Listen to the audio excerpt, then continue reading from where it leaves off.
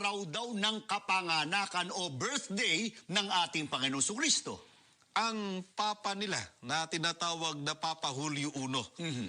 Ganito po ang ating mababasa dito po sa The Handbook of Catholic Practices by Sister M. Catherine Frederick, dito po sa page 176. Ito po ang ating mababasa. Dati ang Pasko ay ipinagdiriwang ng Enero 6. Ngunit sa pagsisimula ng ika-4 na siglo, ang petsa ay pinalitan ng Disyembre 25 ni Papa Julio I. Yayamang ang tunay na petsa ay hindi pa naitatakda. Sa makatwid, ang may malaking kinalaman sa petsa ng tinatawag nilang Pasko o kapanganakan daw ng ating Panginoong Jesucristo ay Papa ng Iglesia Katolika na si Julio I. Kung gayon, ang petsa ng tinatawag na Pasko ng Iglesia Katolika at mga Protestante at maging ng iba't ibang gawaing napapaloob dito ay hindi po aral ng Diyos na nakasulat po sa Biblia. Napansin ninyo mga kapatid, mula pa noon, ang Iglesia ni Kristong Tatag ni Felix Manalo nabubuhay talaga sa pananira at atake sa simbahang katoliko gamit ang mga lumang aklat na pinagputol-putol nila para mabaliwala yung konteksto. Pero sasagutin natin sila. Pero napansin ba ninyo? Mula nang naitatag ni Felix Manalo ang Iglesia ni Cristo na gumagamit lang sa pangalan ng ating Panginoon Jesucristo. Napansin ba ninyo na inaatake nila ang Islam sa kanilang TV program? Napansin ba ninyo na may ministrong nakipagdebate sa mga balik Islam? Di ba wala? Napansin ba ninyo na inaatake nila ang Satanic Church? Meron ding larawan ang Satanic Church. Larawan ni Baphomet. Meron din silang ritual. Pero kahit kailan, walang programa sa Iglesia ni Kristong Tatag ni Felix Manalo na inaatake ang Satanic Church, maliban lang sa simbahang katoliko. Bakit?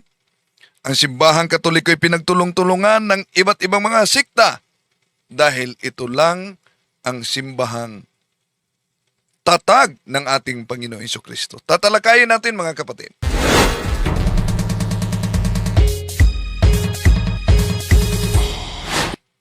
Kumusta? Welcome. Ito inyong lingkod, Brad Windel Talibong, muling magkasama ninyo sa pagkakataong ito. At sa mga suki nating taga-subaybay, welcome po sa lahat. Huwag kalimutang i-subscribe ang Factbusters PH. Nasa link natin sa descriptive title. At ang pangalawa natin channel, Pananampalataya at Katwiran, nasa link din. At inanyayahan natin ang ating mga suking taga-subaybay. Huwag kalimutang pindutin ang like sa ating live. At huwag din kalimutang mag-subscribe. At pindutin ang bell button para updated kayo, mag-comment at i-share ninyo. Kumusta sa lahat nating mga suking taga-subaybay para malaman natin kung saan nakaabot itong videong ito. Pwedeng mag-comment kayo at ilagay ninyo mga kapatid kung saan kayo nakabase ngayon para alam natin kung saan nakaabot ang videong ito. Bueno, di na natin patatagalin pa mga mahal na kapatid.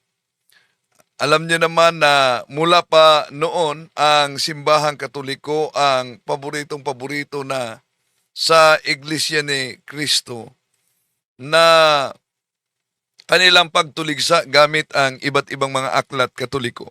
Kaya, ito din ang ating pagsagot sa kanila. Una, ginamit nila ang aklat ng isang madre. Kung sino lamang ang nagtakda, pansinin po ninyo, sino lamang ang nagtakda ng December 25 bilang araw daw ng kapanganakan o birthday ng ating Panginoong Kristo. Sandali Etong aklat na ito ang ginagamit Sino nila. lamang ang nagtakda, pansinin po ninyo, sino lamang ang nagtakda ng December 25 bilang araw daw ng kapanganakan o birthday ng ating Panginoong Kristo? Ang papa nila na tinatawag na Papa Julio I. Ganito po ang ating mababasa dito po sa The Handbook of Catholic Practices by Sister M. Catherine Frederick, dito po sa page 176. Ito po ang ating mababasa. Dati ang Pasko ay ipinagdiriwang ng Enero 6. Ngunit sa pagsisimula ng ika-4 na siglo, ang petsa ay pinalitan ng Disyembre 25 ni Papa Julio I. Yayamang ang tunay na petsa ay hindi pa naitatakda. Sa makatwid, ang may malaking kinalaman sa petsa ng tinatawag nilang Pasko o kapanganakan daw ng ating Panginoong Jesucristo ay Papa ng Iglesia Katolika na si Julio I. Kung gayon, ang petsa ng tinatawag na Pasko ng Iglesia Katolika at mga Protestante at maging ng iba't ibang gawaing napapaloob dito ay hindi po aral ng Diyos na nakasulat po sa Biblia. Sino lamang ang nagtakda, pansinin po ninyo, Okay. Ito ang problema sa mga tinatawag na sola scriptura o Bible alone. Pag di daw nakasulat sa Biblia, hindi aral ng Diyos. E di ibalik natin sa kanila. Bakit nakasulat ba sa Biblia na si Felix Manalo'y anghel? Bakit nakasulat ba sa Biblia na dapat ipagdiwang ang birthday ni Felix Manalo? Nakasulat ba sa Biblia na ipagdiwang lalo na ang araw ng kamatayan ni Felix Manalo? Nakasulat ba sa Biblia na ipagdiwang pati na ang birthday ni Eranio at Eduardo Malano? Kung ang argumento nila, pag di nabasa sa Biblia ay di aral ng Diyos, abay, ang dami nilang hindi aral ng Diyos. Halimbawa, ang paglagay ng logo sa Iglesia ni Cristo. Asan yan? Ha? Meron bang utos sa Biblia na ganyan ang logo at flag nila? O di? Kung ibalik natin sa kanila mga kapatid na hindi mabasa sa Biblia ay ibig sabihin, hindi aral sa Diyos, hindi aral ng Diyos galing sa kanila. Ito kasi ang aklat na binasa nila, isang madre, na si Sister Maria Catherine Frederick, sa pahina 176, nagkanayon. Ito ang pahayag. Formerly, Christmas was celebrated on January 6, but Pope Julius I, at the beginning of the 4th century, changed the date to December 25. Since the actual date is unknown, Christmas is a holiday of obligation all over the world. So ito ang ginamit nila sa kanilang pangangaral dahil may mabasang dito na since the actual date is unknown. Bakit niyong mga Katoliko, December 25, deklarasyon ng pala yan ng Papa ninyong si Papa Julio I.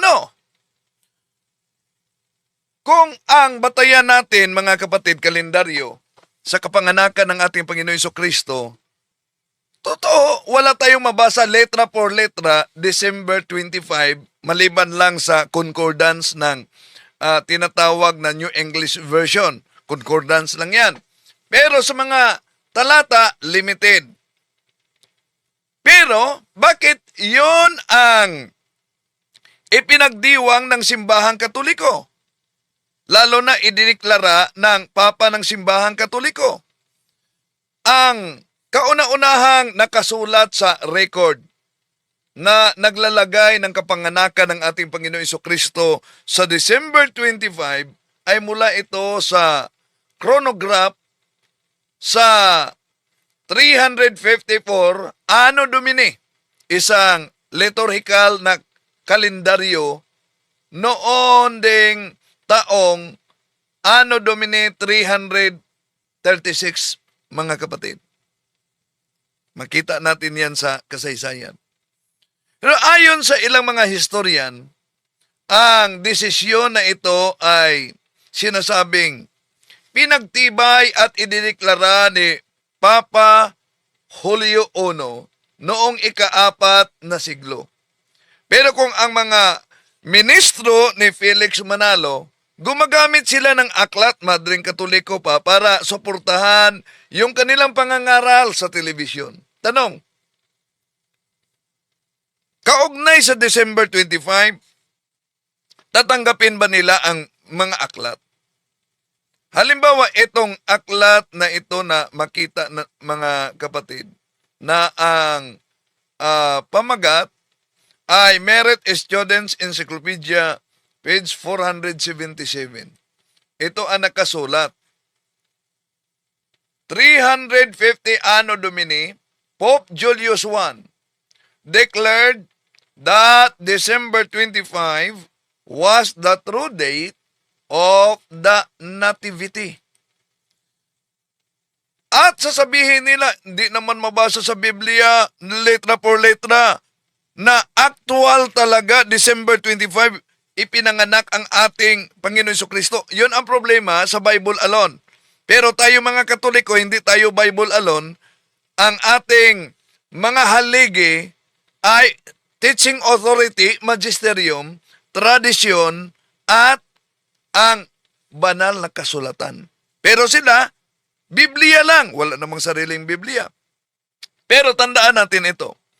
Kung walang nakakaalam sa araw ng kapanganakan ng ating Panginoong Hesukristo, bakit nakasulat kung anong taon gulang ang ating Panginoong Hesukristo noong sumama siya kay Santa Maria at San Jose sa pista?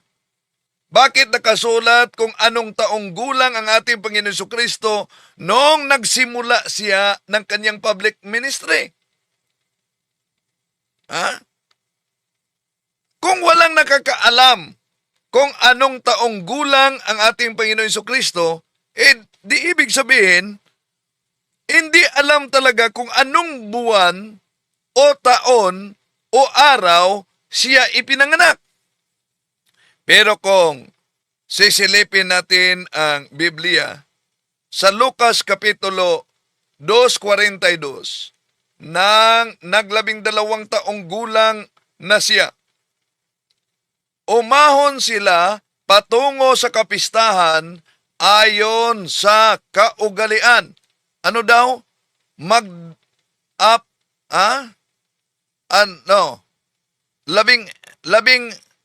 Hindi. Mali ang pagka-type nito. 12 gulang. Oh. Ito ang mabasa natin mga kapatid. Oh. 12 gulang. 12 gulang ng naglabing-dalawang gulang taon. Oh. Sa 40 sa ang pahina pala yon, ang pahina chapters, no? Sandali. Ito ating balikan mga kapatid, yung nakasulat sa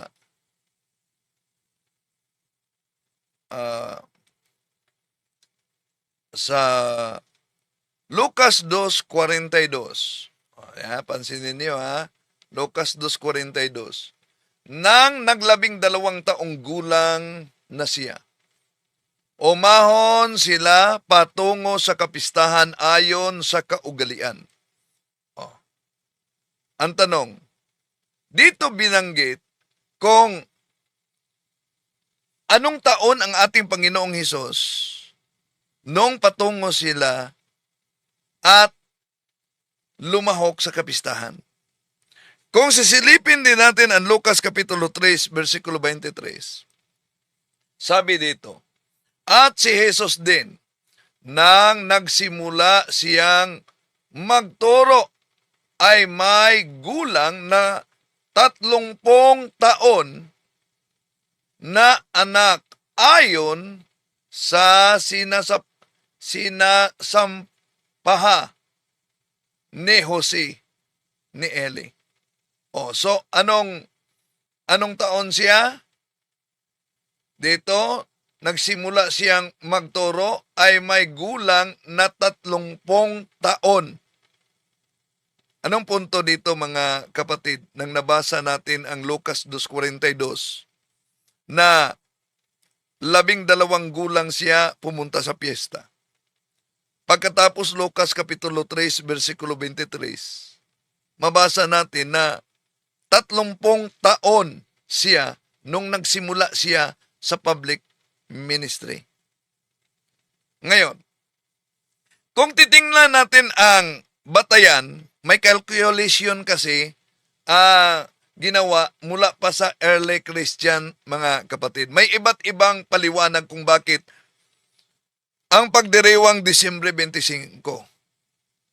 May mga tinatawag na calculation mula pa man.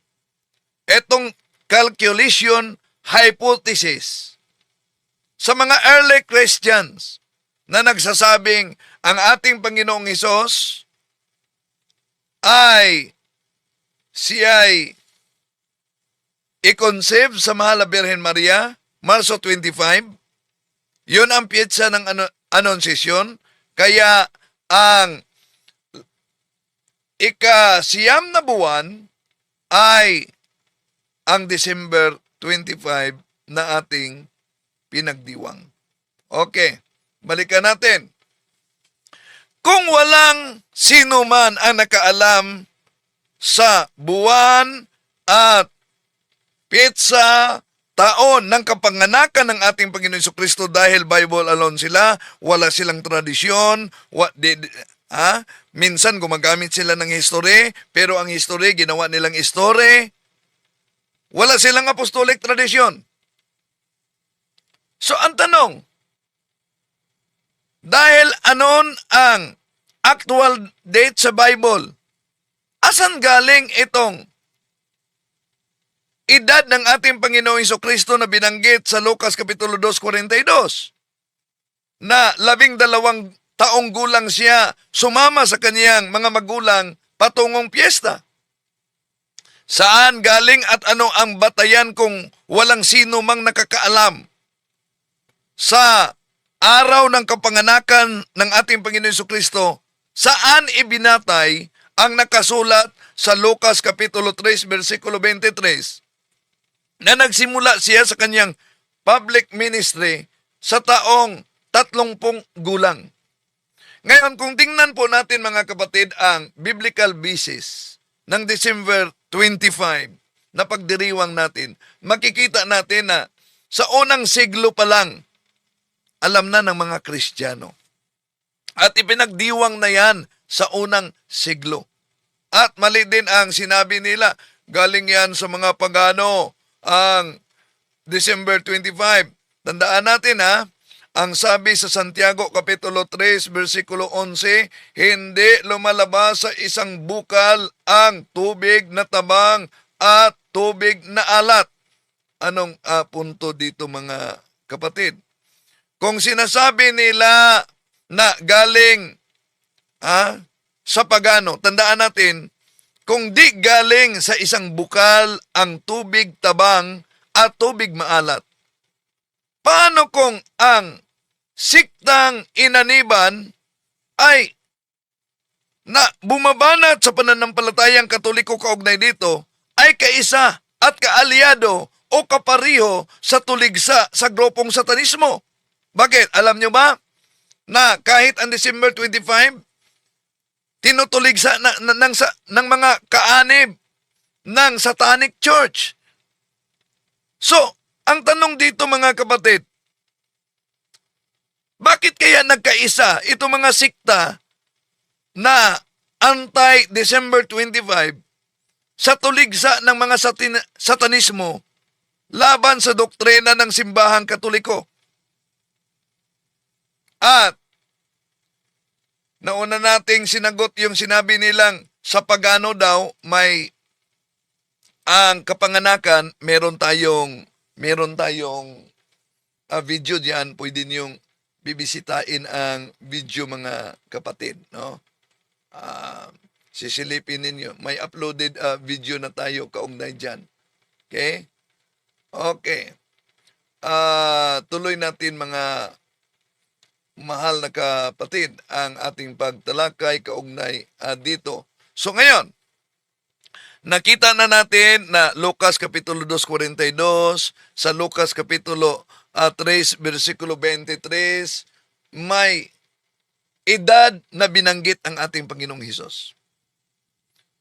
So, kung pag-aralan natin ang kasaysayan, ang mga sinaunang Kristiyano sa unang siglo, nauna na nating tinatalakay, batay sa mga writings ng mga early fathers, ang pagdiwang sa Disyembre 25. Sa madaling salita, mga kapatid, kung ang argumento ng mga anti-Catholic na ang December 25, dahil meron silang tinatawag na pagan rots, pero yung pagan rot, fallacy pala. No? Bakit? Kung ayaw nila na ipagdiwang dahil ang mga Christian, ang mga pagano noon, ay may pagdiriwang na din kaugnay sa December 25 ng Sol Invictus, the Unconquered God. Kaya, ang konklusyon nila sa pagano, ang tanong, bakit kayo sumusunod sa kalendaryo ngayon na Gregorian calendar na idiniklara ng Santo Papa na naunang gumagamit ng mga kalendaryo, mga pagano din, ang mga araw, ang mga pangalan sa araw, ang buwan. Maliban lang sa Sunday Dies Solis sa Latin, sa Kristiyano tinatawag na yan Dies Dominica. Sa Latin, Domingo sa Spanish, Lord's Day sa English. Yeah? Okay. Patuloy natin mga kapatid. Ano ba ang batayan natin sa simbahang Katoliko na lalo na ang computation noon pa sa mga early Christians na December 25 ang kapanganakan ng ating Panginoon Jesucristo? Anon sa Biblia, pero may computation. Kaya dahil may computation, yon ang dahilan na mabasa natin mga kapatid sa aklat na ang pamagat, Marriage Student Encyclopedia, page 477, 350 Anno Domini, Pope Julius I declared that December 25 was the true date of the Nativity. Si Pope Julius, ang sabi ng mga ministro, Santo Papa lang pala ang nagdeklara. Bakit? Ang Biblia, nag-compile, idiniklara din sa pamamagitan ng Santo Papa. Kung hindi kayo susunod ng deklarasyon ng Santo Papa, huwag kayong susunod sa Biblia. Kung di kayo susunod sa deklarasyon ng Santo Papa, huwag kayong mangungopya ng kalendaryo. Di ba? Ganon lang yon. Dahil idiniklara din yan ng Santo Papa. Okay, tuloy natin ang pagtalakay mga kapatid. So ang batayan natin ay ang Ebanghelyo na isinulat ni San Lucas, kung saan iniisa-isang mga pangyayari bago ang kapanganakan ng ating Panginoon Jesucristo. Sinimula ni San Lucas mga kapatid ang kwento ng nagpakita ang anghel na si Gabriel sa pare na si Zacarias habang ito ay nagsunog ng insinso sa loob ng templo. Na mabasa natin yan sa Lucas Kapitulo 1, versikulo 5 hanggang 20. Ang pagsunog ng insinso mga kapatid ay ginawa ito sa loob ng Holy of Holies o ang kabanal-banalang lugar ng templo ng mga Hodyo. At ayon sa Bible, isang bisis lang ito sa isang taon. Pwedeng pumasok ang sino man sa Holy of Holies at ito ay tuwing tinatawag na Day of Atonement. Yung Day of Atonement, araw ng pagtitika na mabasa natin sa Leviticus Kapitulo 16, versikulo 33-34. Sa buwan ng mga Hodyo, yon ang tinatawag na Tisreten. Sa Levitico Kapitulo 16, versikulo 29, mga kapatid, ay tinutukoy ang araw na ikasampung araw ng buwan ng Tisre, ang ikapitong buwan sa kalendaryo sa mga pangrelihiyon ng mga Hodyo. Yon ang kalendaryong sibil ng mga Hodyo. Ang Tisre ay ang unang buwan, mga kapatid, ang Tisre. So, kaugnay sa sinaunang kalendaryo na ginagamit ng mga Kristiyano, yung Julian calendar, ang Tisre 10 ay maaring pumatak ito sa September 1 at Oktubre 5. So, kaugnay sa pagsunog ni Zacarias ng insinso sa templo, tinataya na nangyari ito sa pagitan ng 6 BC at 1 BC, mga kapatid. Sa mga taong ito, ang Tisre 10 ay tumatapat sa kalendaryo na tinatawag na Gregorian, yung Julian calendar at Jewish calendar. No? Merong iba't ibang mga araw at na binanggit diyan. Pero tingnan natin ang pangyayari. Sa mga pitsang iyan, dalawa ang makita natin na napakalapit na pitsa na tugma sa ginawa ni San Zacarias. At ito ang Tisre 10. Tisre 10, mga kapatid, sa 3,756.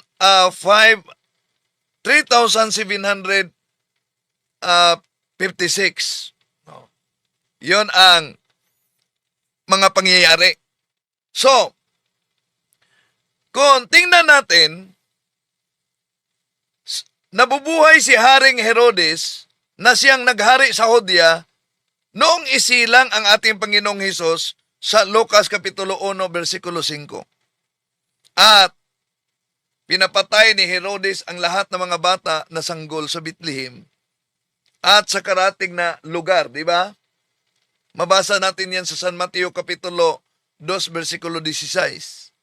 Iyan ay layunin niya na patayin ang mga bata dahil gusto niyang mapatay ang batang Hesus. Hinahanap yan sa San Mateo Kapitulo 2, versikulo 1 hanggang 3. At matapos ipapatay ang mga bata, nabuhay pa si Herodes ng ilang taon bilang hari bago siya namatay. Makikita natin yan sa banal na kasulatan, mga kapatid. Di ba, ang banal na pamilya ay doon pa sila nagtatago sa Ehipto. Mateo Kapitulo 2, versikulo 14 hanggang 15. So, ano pa ang pangyayari? Sa pagkamatay ni Herodes, ayon sa ilang mga mabasa natin sa kasaysayan, nangyari ito sa 1 BC. So, kung nangyari sa 1 BC, 6 BC, nang pakita si Anghel Gabriel sa Mahal na Birhen Maria. Ngayon, kung 1 BC namatay si Herodes at nabuhay pa siya ng ilang taon matapos ipapatay ang mga bata sa Bethlehem, lalabas, mga kapatid, na naganap ang pagpatay sa bandang 3 BC. At dahil mga 2 taong gulang pababa ang ipinapatay ni Herodes, lalabas na may 2 taong gulang ang batang Hesus noong 3 BC. Ibig sabihin, isinilang siya noong 5 BC. So kung 5 BC isinilang ang Panginoong Hesus, ay 6 BC ang pitsa kung nagsilbi sa templo si Zacarias at nagpakita sa kanya ang Anghel Gabriel sa loob ng templo. At iyan ay nangyari sa Tesre Dies. Ang Tesre Dies sa ating kalendaryo, September 22 yan. So, sabi sa Biblia, matapos yung pagsilbi ni Zacarias sa templo, ay umuwi siya. At saka, nagdalang tao si Elizabeth. Mabasa natin yan sa Lucas Kapitulo 1, versikulo 26. Mabasa natin sa Lucas 1:26 na sa ika-6 na buwan ng pagbuntis ni Elizabeth, ipinadala ng Diyos ang kanyang anghel na si Gabriel sa isang babae sa Galilea na tinatawag na Nazaret, sa isang berhen na nakatakdang ikasal sa isang lalaki na ang pangalan ay Jose sa angkan ni David, at ang babaeng ito ay si Santa Maria. Ang Maria na ina ng mahal na Birhen ng ating Panginoon Jesucristo. So, ang pagpahayag sa pagiging pagsilang ng ating Panginoon Jesucristo ay tinatawag ito sa simbahang Katoliko na Annunciation, o ang pagpapahayag sa pagiging pagsilang kay Hesus, ang anak sa kataas-taasang Diyos, sa Lucas Kapitulo 1, versikulo 31-35. So, ika-6 na buwan. Dahil September 25, 6 BC, ipinaglihi si St. John the Baptist. Bibilangin natin ang 6 na buwan hanggang nagpakita ang anghel na si Gabriel sa Birheng Maria. Ayon sa Lucas Kapitulo 1, versikulo 26, ang pitsa ay tatatak sa Marso 25, 5 BC, ang unang araw ng pagbuntis ni Santa Maria. So, mula sa March 25, ay bibilang tayo ng 9 na buwan, ang panahon ng pagbubuntis ng isang babae, para matukoy natin, mga kapatid, ang araw ng kanyang kapanganakan, at ito'y December 25, 5 BC.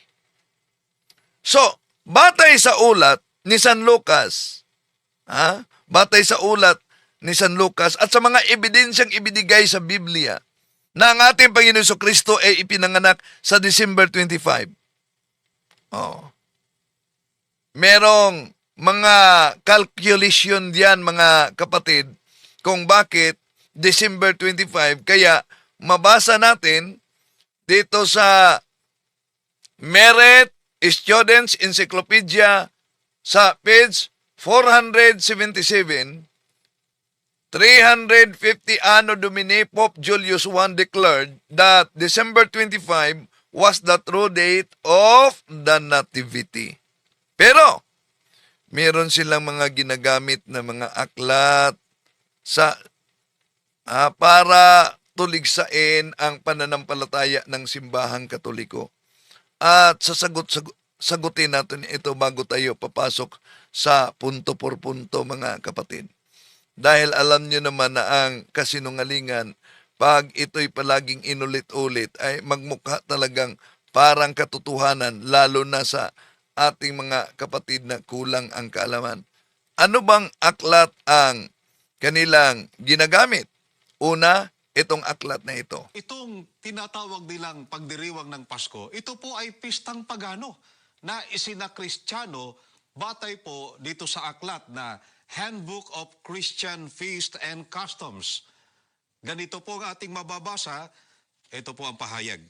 Paminsan-minsang nasasabi ng mga na ang natibidad, kapanganakan ni Jesus, ay isa lamang isinakristiyanong kapistahang pagano ayon po sa aklat na ito na aming binasa sa inyo, ang kapanganakan ng ating Panginoong Hesukristo na ipinagdiriwang ng marami ng Disyembre 25 ay isa lamang pong isinakristiyanong kapistahang pagano. Oh, yan. Ang ginamit nila mga kapatid sa aklat na ang pamagat ay Handbook of Christian Feast and Customs. Pero alam nyo ba na ito ang nakasulat, pinutol ng ministro? Oh. Yun ang problema.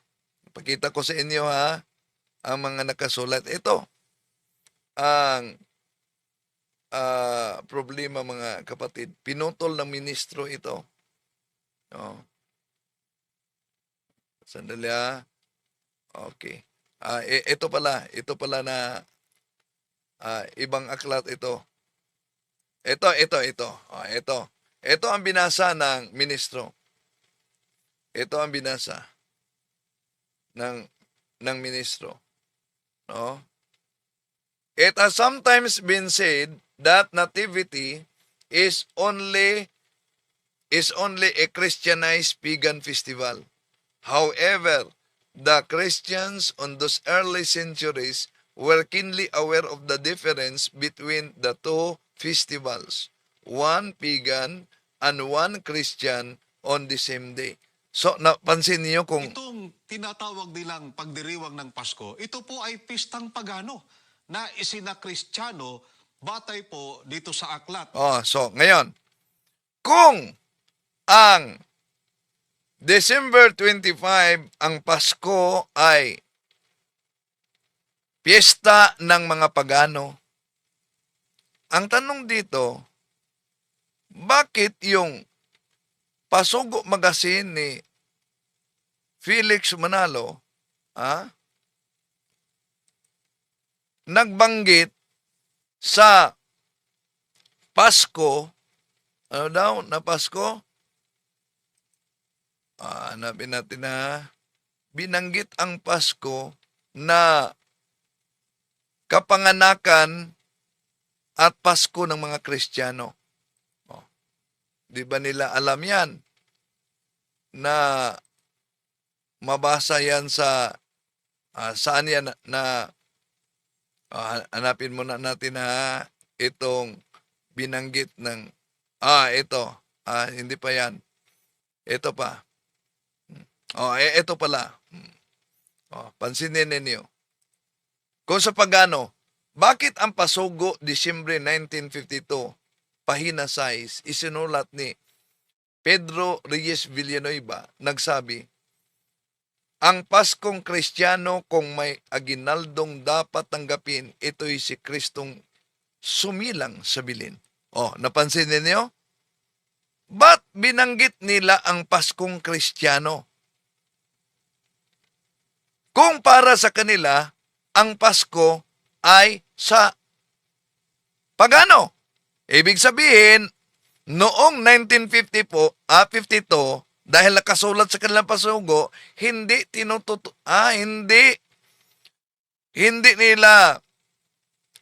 sila against sa Pasko dahil tinatawag nilang Paskong Kristiyano. Pero, pagtakbo sa ibang panahon, yun na, nagbago ang kanilang aral. Tinatawag na nila na Paskong pagano. O kung Paskong pagano, dapat di nila gamitin ang salitang Pasko ng Kristiyano. Nagkukontrahan ng kanilang pasugo. Ito pa sa Pasugo Magazine. Pasugo, December 1956, sa pahina 10 ni Emiliano Agustin, ang Pasko natin. Sumilang si Jesus sa abang sabsaban. Tinubos tayo, dilim ng buhay. Si Jesus ang ating Pasko, ang kapayapaang dapat matamo. Ba't sinabi nilang Pasko natin? Kung ang doktrina nila na ang Pasko ay sa pagano. O, di dapat nila sabihin Pasko natin. So, diyan pa lang mga kapatid, makita na natin na kung sa pagano talaga ang mismong paggamit sa salitang Pasko, bakit ginagamit sa Pasugo 1956? Ha? Eh di, gumagamit sila ng termino galing sa pagano kung ganun, mga kapatid. At hindi lang yan.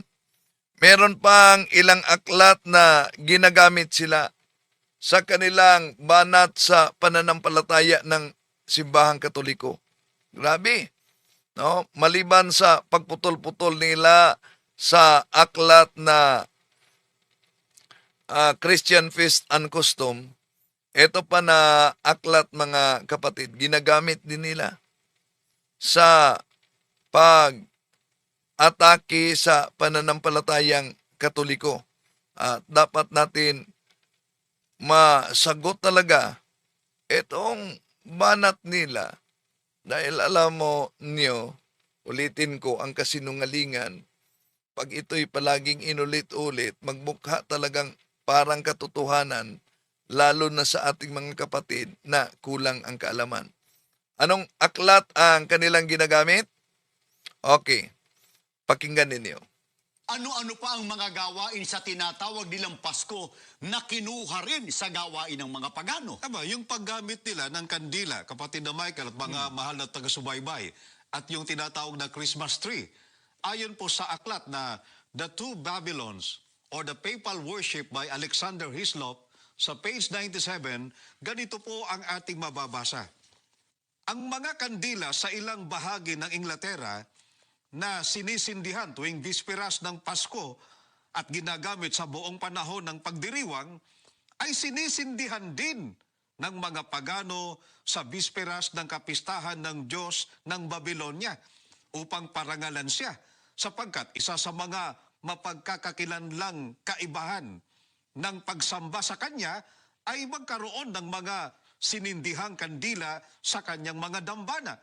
Ang aklat na ginamit nila ay kay Alexander Hislop. Pero alam nyo ba na ang author na ito nag-renounce na sa kanyang isinulat pero ginamit pa sa INC.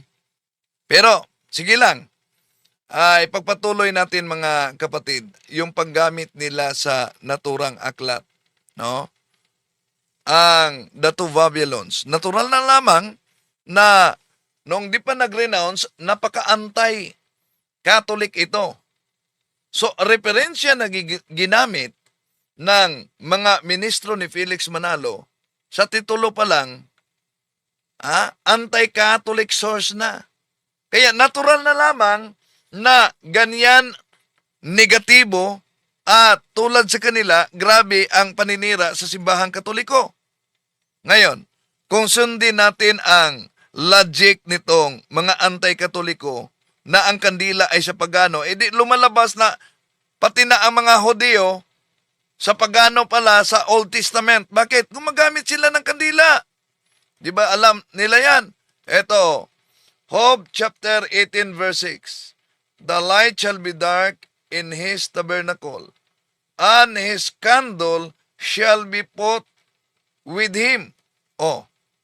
So kung ang paggamit ng kandila, ang mga pagano gumagamit ng kandila, ang mga Hudyo gumagamit din ng kandila. Job kapitulo sa Lumang Tipan 29:3. When his candle shined upon him, and when his light, I walk through darkness. Oh.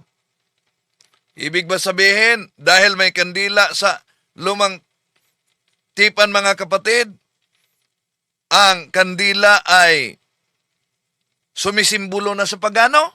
Ngayon, bakit tayo gumagamit ng kandila tuwing Pasko? Hindi lang tuwing Pasko, alam naman natin na part talaga sa ating pananampalataya ang kandila. Pero gumagamit din ng kandila tuwing Pasko. Dahil ang Pasko para sa atin ay pagdating sa ating Panginoon Kristo na siya ang ilaw sa buong mundo. Si Jesus ang ilaw sa buong mundo at ang kandila ay sumisimbolo sa ating Panginoong Hesus. At John chapter 8 verse 12, when Jesus spoke again to the people, he said, I am the light of the world. Siya ang ilaw sa buong mundo. So ang kandila ay sumisimbolo. Dahil siya ang ilaw sa buong mundo ayon sa Juan Kapitulo 8, versikulo 12. Kaya, siya ang sumisimbolo bilang ilaw ng kandila. Kaya, yan ang dahilan kung bakit tayong mga Katoliko gumagamit ng kandila pag Pasko at sa mga pagdiriwang natin. Lalo na sa Pasko dahil ito'y pagsilang at pagdating sa liwanag ng mundo. Pero, meron pa silang ginagamit na aklat, Collier's Encyclopedia. Ano ba? Ano ito? Ito, pakinggan ninyo. Ano pa ang sinasabi nila tungkol sa Christmas tree, kapatid na Mabi? Dito po, basahin natin sa Collier's Encyclopedia, Volume 6, page 404. Ganito po ang ating mababasa. Itinuturing ng ilang otoridad ang Christmas tree na isang namalaging umiiral na labi ng pagsamba sa puno ng mga pagano at tinatalunton ito sa matandang Roma at Ehipto. Ayon po dito, ang Christmas tree ay isang namalaging umiiral na labi ng pagsamba sa puno ng mga pagano. Yung tinatawag nilang tree worship of pagans, kapatid na Michael. At ito'y tinatalunton sa matandang Roma at Ehipto. Yan. Ang binasa nila ang Collier's Encyclopedia, Volume 6, page 404, na ang sinabi, some authorities consider the Christmas tree a survival of pagan tree worship and trace it to ancient Roman and Egypt. Yun ang ginagamit nila mga kapatid. No? Para sabing Christmas tree ng simbahang Katoliko ay galing pala sa mga pagano. Hindi na unawaan talaga nila. Tuligsang-tuligsa ang binabasa. Hindi na unawaan yung kinukot nila na referensya, kaya ang resulta ay diferensya. Bakit? Nabasa diyan, some authorities consider, di ba? Itinuturing ng ilang mga otoridad. So anong ibig sabihin? Some authorities, ilang otoridad. Hindi po sinasabing all authorities, lahat ng mga otoridad. Sino naman yung mga otoridad na naniniwala ng Christmas tree sa pagano? Simple lang. Itong mga grupo na nagtuturo na mali ang selebrasyon sa December 25, mali ang Christmas tree. Tulad sa Iglesia ni Cristong Tatag ni Felix Manalo, saksi ni Jehovah na tatag din ng tao, ang dating daan, ang MCGI tatag ni Eliseo Soriano, meron pang ilang grupo sa Sabadista na ayaw, pero ang iba din, hati-hati sila, nagdiwang na, sila yung mga tinutukoy sa referensya na some authority na nagsasabing ang Christmas tree ay sa paganismo. At hindi ito otoridad ng simbahang Katoliko ang tinutukoy dito, kundi itong mga tumutuligsa sa Christmas tree. Ang siyang nagtuturing na ang Christmas tree ay sa pagano umano. Pero, alam nyo ba na sa Biblia mga kapatid, may verso sa Biblia na ang mensahe ay tumutukoy sa katuparan kaugnay sa Christmas tree. Asan yan? Mabasa natin. Eto, mabasa natin sa Psalm chapter 96 verses 11 to 13. Let the heavens rejoice. Let the earth be glad. Let the sea resound, and all that it is at end.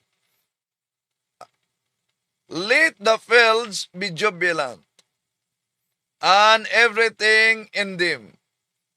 Then all the trees of the forest will be sing for joy. They will sing before the Lord, for he homes to judge the earth. He will judge the world in righteousness and the people in his truth. See? Mabasa natin diyan, mga kapatid, Awit Kapitulo 96, 11, 13. Ang mensahe sa versong ito ay hinuhulaan ang pagdating sa Mesiyas tungkol sa ating Panginoong Jesucristo. Na lahat ng mga tao daw ay magagalak. Lahat ng mga tao ay magsasaya. Pero binanggit yan, lahat ng puno aawit ng kagalakan.